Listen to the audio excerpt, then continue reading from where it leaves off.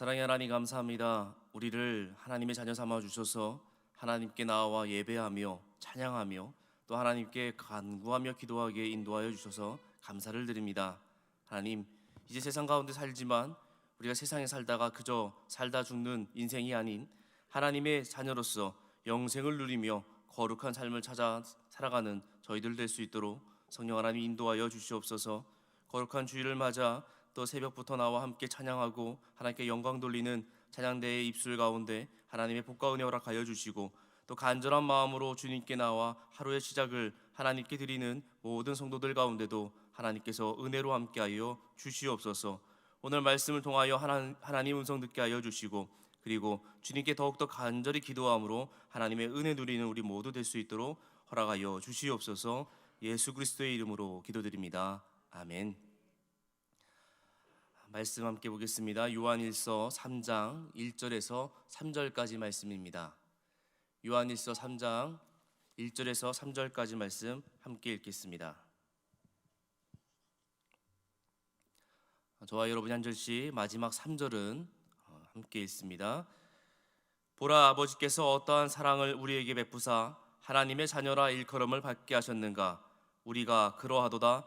그러므로 세상이 우리를 알지 못함은 그를 알지 못함이라. 사랑하는 자들아, 우리가 지금은 하나님의 자녀라. 장래에 어떻게 될지는 아직 나타나지 아니하였으나 그가 나타내시면 우리가 그와 같은 줄을 아는 것은 그의 참모습 그대로 볼 것이기 때문이니. 함께 읽습니다. 주를 향하여 이 소망을 가진 자마다 그의 깨끗하심을 같이 자기를 깨끗하게 하느니라. 아멘. 여기 지금 계신 분들은 TV하고 드라마 이런 거 하고 거리가 머신 분들 같은데, 그래서 예전에 많이 좀 보셨을 수도 있으니까 좀 이런 이야기로 시작해 보려고 합니다.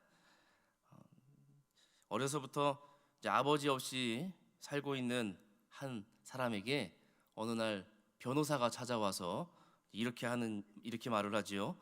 당신은 원래 모 그룹 회장님의 아들입니다. 모 그룹 회장님의 딸입니다.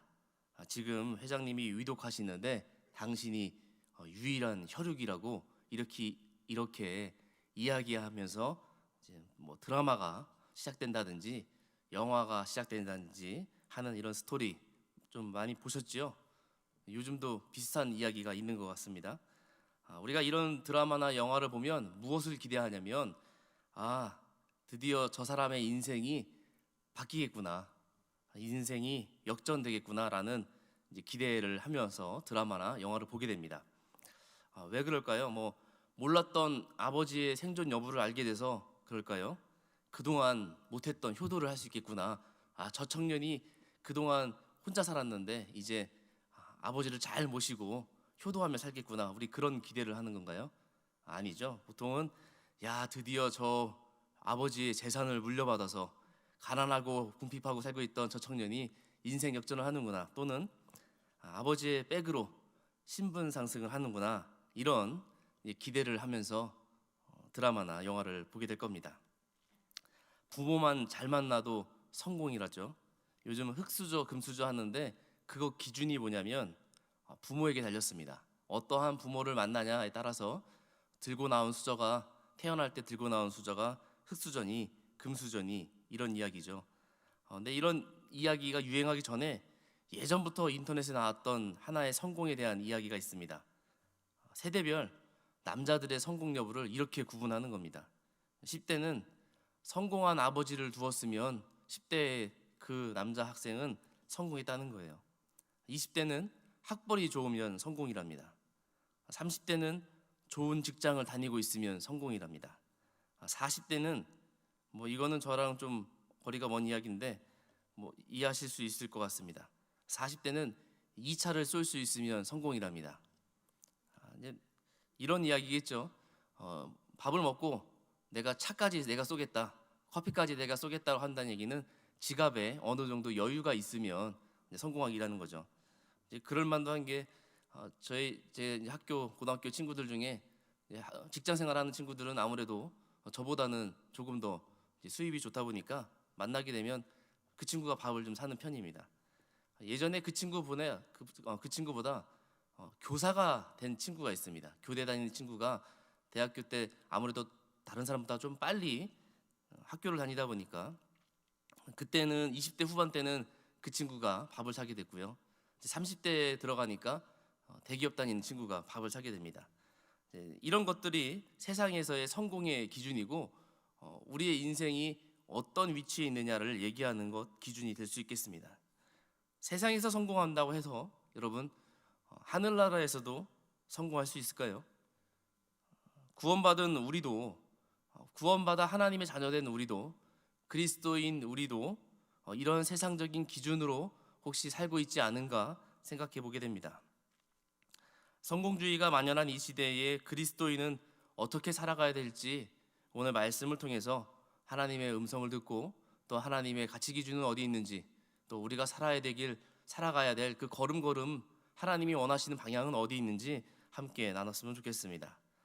먼저 우리는 어떤 존재인지 한번 말씀을 통해서 나눠보고자 합니다. 로마서 8장 15절 말씀 함께 읽겠습니다. 시작.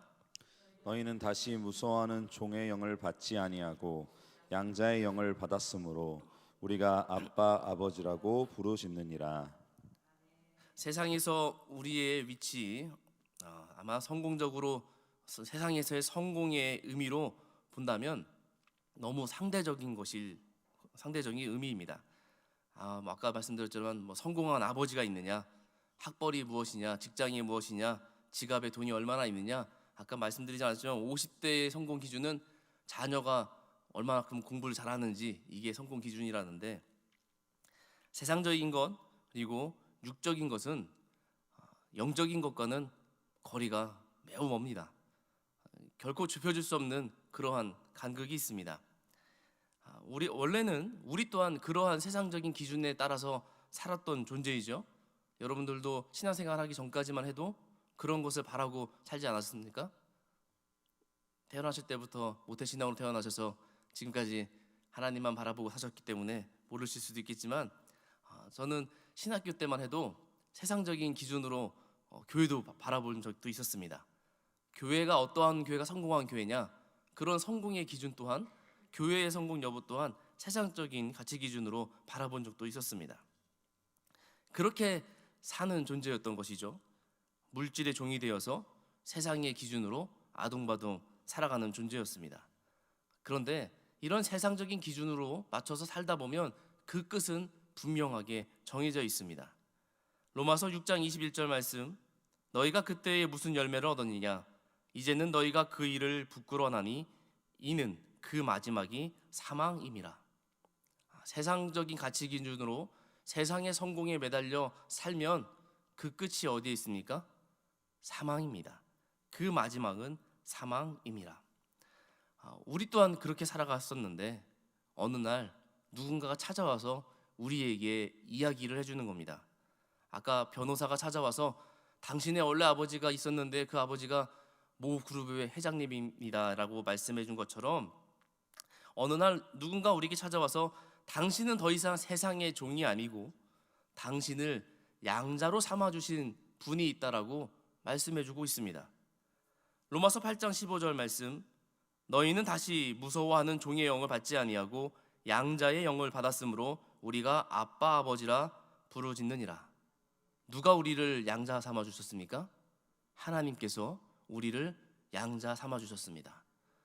그래서 예전에는 하나님을 아버지라 부를 수 없었는데 이제는 하나님을 뭐라고 부를 수 있다는 거예요? 아빠, 아버지라고 부를 수 있습니다. 여러분 아무한테나 아빠 이렇게 할 수 있을까요? 어렵습니다. 이거 굉장히 이상한 얘기잖아요. 자식만, 그것도 귀여운 자식만 아빠라고 부르지 뭐 이렇게 가가지고 남에게 조금 친하다고 아빠 이렇게 부르는 거는 이상한 일이죠. 단순하게 호칭만 바뀐 것이 아닙니다. 무엇이 달라졌습니까? 가장 중요한 우리의 인생의 끝이 더 이상 사망이 아니라 이제는 영생이라는 것이 중요한 것입니다. 로마서 6장 22절 말씀 그리고 23절 말씀을 저와 여러분이 한 절씩 교독하겠습니다. 로마서 6장 22절 말씀, 23절 말씀. 그러나 이제는 너희가 죄로부터 해방되고 하나님께 종이 되어 거룩함에 이르는 열매를 맺었으니 그 마지막은 영생이라. 죄의 삭승 사망이요 하나님의 은사는 그리스도 예수 우리 주 안에 있는 영생이니라. 아멘. 다시 한번 말씀드립니다. 우리의 존재가 이제 무엇이 되었습니까? 하나님의 자녀가 되었습니다. 하나님의 자녀된 그 은혜를 누리시는 저와 여러분 되시기 소원합니다. 자, 하나님의 자녀는 정확하게 무엇입니까? 요한일서 3장 1절 말씀 함께 읽었던 본문의 말씀입니다.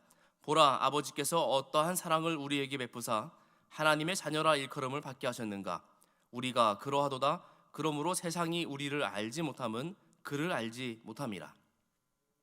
하나님의 자녀가 된 사실이 얼마나 놀라운지 사도 요한은 시작에 이렇게 시작합니다. 보라, 이렇게라고 말을 하는데 단순하게 뭐 이 물병을 봐봐 이런 의미가 아니고 저것을 바라봐라 이렇게 명령하는 것이 아니라 번역상 참 의미가 전달하기 어렵지만 너무 놀라서 나오는 감탄사입니다. 우와, 이렇게 얘기하는 거죠. 저희 아이가 새로운 물건을 볼 때마다 정말 큰 소리로 우와 우와 얘기하는데 같이 놀라게 됩니다. 저게 그렇게 신기할까? 저게 그렇게 기쁜 일일까? 저도 덩달아서 웃음 짓고 놀라게 됩니다. 사도 요한은 하나님의 자녀가 된 그 사실이 너무나도 놀랍고 너무나도 감격한 나머지 우리에게 보라라고 정말 큰 대단한 일이 있다라고 우리에게 외치고 있습니다. 한번 생각해 볼까요? 지금 지금 현 시대에 아이를 입양하는 입양 제도와 이 서신이 쓰였던 이 로마 시대의 이 양자의 제도는 조금 다릅니다. 요즘 시대의 입양은 아주 어린 아이, 갓난 아이를 입양해서 어려서부터 키우죠. 그래서 그 아이가 자기의 원래 부모가 누구인지 모르고 자기를 키워주는 부모가 원래 부모인지 알고 그렇게 커가다가 나중에 어느 정도 성인이 되면 이야기를 해주곤 합니다. 근데 로마 시대의 양자법은 어린 아이를 입양하는 것보다는 어느 정도 다 성숙한 아이, 성인식을 치르기 전이나 그런 성인식을 치를 정도 되는 그런 사람을 데려다가 양자로 삼습니다. 이 로마 시대 양자의 특징은 무엇이냐면 양자가 되면 그 사람의 신분이 바뀌고 그 사람이 가지고 있던 모든 채무가 해결된다는 겁니다. 원래는 노예였던 그 사람을 주인이 시민권 가지고 있는 그 주인이 양자로 삼으면 그 노예의 신분도 뭐로 바뀌냐면 시민권으로 바뀌게 됩니다. 그 사람이 빚이 있는데 아주 많은 빚을 졌는데 이 양부가 이 양자로 삼는 순간 그 빚이 다 탕감되게 됩니다. 왜냐하면 그 양부가 양자의 빚을 다 갚아줬기 때문에 그렇습니다. 이 양자가 되면 갖는 게 하나 있어요. 뭐냐면 상속권을 갖게 됩니다. 친자식이 아닌데도 불구하고 그 양부가 가지고 있는 재산이나 지위나 그런 모든 것에 상속권을 갖게 됩니다. 친자식이 있더라도 동등하게 갖게 됩니다. 예로 여러분도 잘 아시는 로마 황제 율리시스 카이사르가 그 황제의 자리를 누구에게 물려줬냐면 다음 황제는 누구였습니까? 아들이 아닌 조카 사이였던 옥타비아누스입니다. 그렇게까지 권력과 신분과 재산을 다 물려받을 수 있는 것이 양자입니다.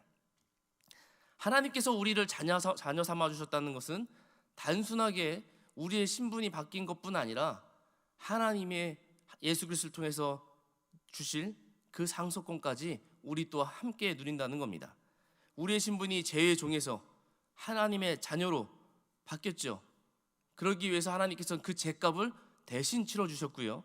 그리고 이제 우리에게 너무나도 영광스러운 예수 그리스도와 함께 하나님의 상속자로 삼아주셨습니다. 로마서 8장 17절 말씀 함께 읽습니다. 시작. 자녀이면 또한 상속자 곧 하나님의 상속자요 그리스도와 함께한 상속자니 우리가 그와 함께 영광을 받기 위하여 고난도 함께 받아야 할 것이니라. 아멘. 바라기는 하나님의 자녀된 우리가 하나님께서 주시는 그리스도를 통하여 주시는 그 영광과 또 고난을 함께 누리시는 저와 여러분 되시길 소원합니다. 이제 하나님의 자녀가 되었음을 알았습니다. 우리는 어떤 존재입니까? 세상에 살다가 그저 죽을 세상의 종이나 제 종이 아니라 이제 영생을 누릴 하나님의 자녀가 된 것을 우리는 알았습니다. 그렇기 때문에 이제 우리는 어떻게 살아야 됩니까? 요한일서 3장 2절 말씀 함께 읽어보겠습니다. 시작.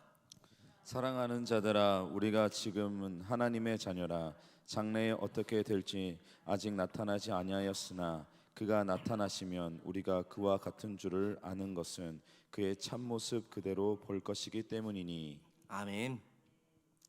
예전에 로또가 처음 나왔을 때 로또의 카피라이트가 인생 역전이었습니다. 요즘 다시 한번 지금도 그런가 해서 찾아보니까 너무 이쁘게 바뀌었더라고요. 사랑을 함께하는 동행 복권. 이게 무슨 의미인지는 참 어려운데 예전에 인생 역전이라고 할 때 저는 왜 바뀌었는지는 알 것 같습니다.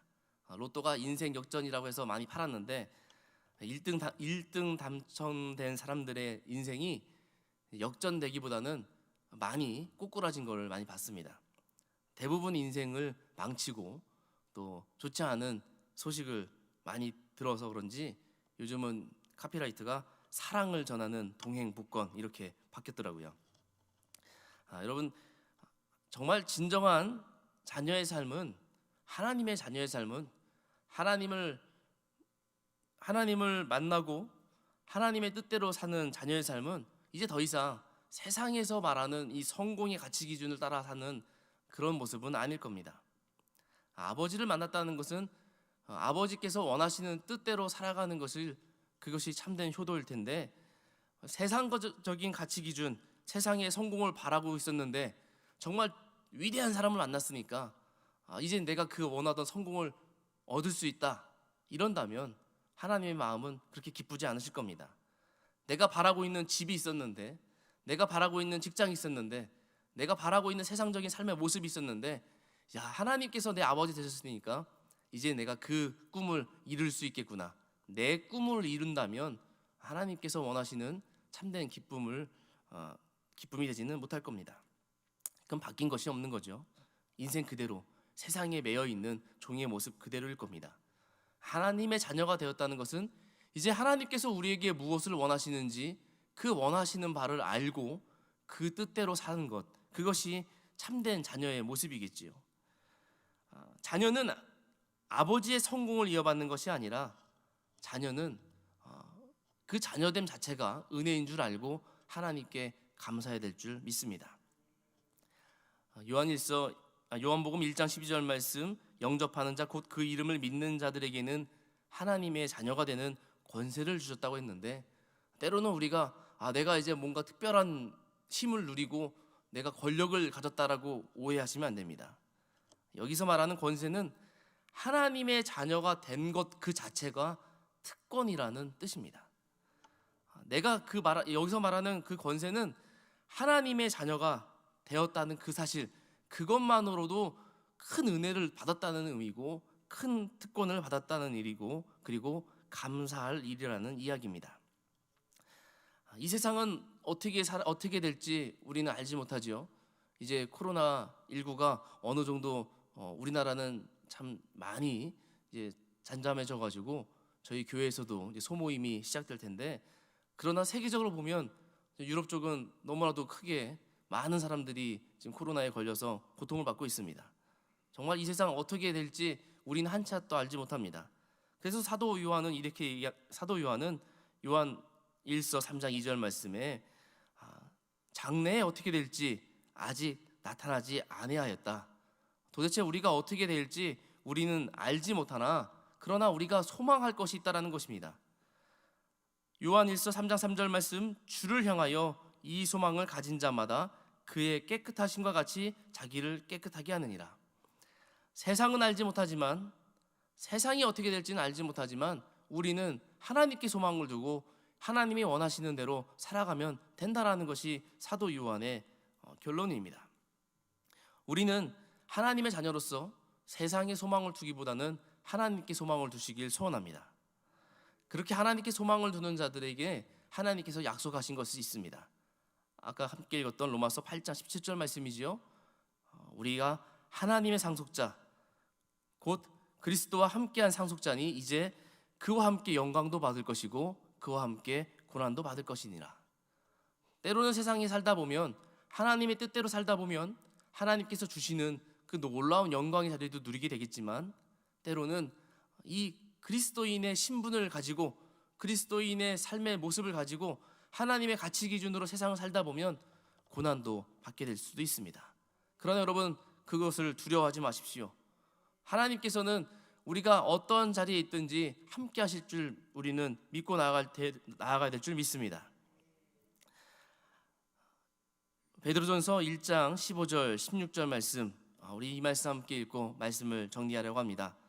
하나님께 소망을 두고 살아간 자, 그런 자마다 그의 깨끗하심과 같이 자기를 깨끗하게 해야 된다고 하는데, 우리 베드로전서 1장 15절 16절 말씀 함께 교독합니다. 오직 너희를 부르신 거룩한 이처럼 너희도 모든 행실에 거룩한 자가 되라. 기록되었으되 내가 거룩하니 너희도 거룩할지어다 하셨느니라. 아멘. 아버지가 자녀들을 향해서 가장 기쁘게 바라볼 때는 자녀가 자기를 닮았을 때 그렇겠죠. 때로는 못난 외모를 닮아서 미안하기도 하지만 그럼에도 불구하고 저 아이가 나를 닮았으니 내 아이가 맞구나라며 기쁘게 쳐다보게 됩니다. 하나님께서 우리를 바라보실 때 흐뭇하게 바라보실 때 그때가 언제겠습니까? 내가 양자 삼은 내가 자녀 삼은 저 영혼이 나를 닮아서 거룩하게 살려고 노력하는구나, 거룩한 삶을 살려고 바둥바둥하는구나. 그럴 때에 하나님께서 기뻐하시지 않으시겠습니까? 오늘 하루 여러분 어떻게 사시겠습니까? 여러분의 인생 어떻게 사시겠습니까? 세상의 성공 기준을 살다가 세상대로 살다가 그저 살다 사망의 길로 가시겠습니까? 아니면 하나님께서 원하시는 삶의 모습대로 거룩한 삶의 모습대로 살아가며 영생을 꿈꾸며 살아가시겠습니까? 오늘 거룩한 주일을 맞아서 이른 새벽 이 자리에 나오신 여러분에게 간절히 축원합니다. 하나님 모습대로 하나님답게 거룩한 삶을 살도록 노력하시고 또 성령 하나님께서 도와주시는 그 힘으로 끝까지 승리하시는 저와 여러분 되시기를 주님의 이름으로 축원드립니다. 함께 기도하고 우리 통성으로 기도하기 원합니다. 함께 기도하겠습니다. 사랑의 하나님 감사합니다. 주님의 은혜로 우리를 자녀 삼아 주셔서 이제 하나님께 예배하며 하나님께 찬양하며 하나님께 기도할 수 있도록 허락하여 주셔서 감사합니다. 하나님, 우리가 받은 은혜 그 무엇보다 큰 것은 하나님의 자녀가 된 것임을 고백합니다. 하나님의 자녀로 삼아 주셨으니 이제 하나님께서 원하시는 삶의 모습대로 이제 주님같이 거룩한 삶을 살기를 소원하오니 우리의 삶의 걸음걸음을 성령 하나님 인도하여 주셔서 하나님 보시기에 아름다운 삶의 모습으로 살아가도록 허락하여 주시옵소서. 거룩한 주일에 주님께 나와 예배하는 이 영혼들 주여 함께하여 주시고 하나님께 기도할 때에 주님께서 친히 응답하여 주셔서 살아계신 하나님께 기도하며 하나님과 동행하는 저희 모두 될 수 있도록 인도하여 주시옵소서. 예수 그리스도의 이름으로 기도드립니다. 아멘.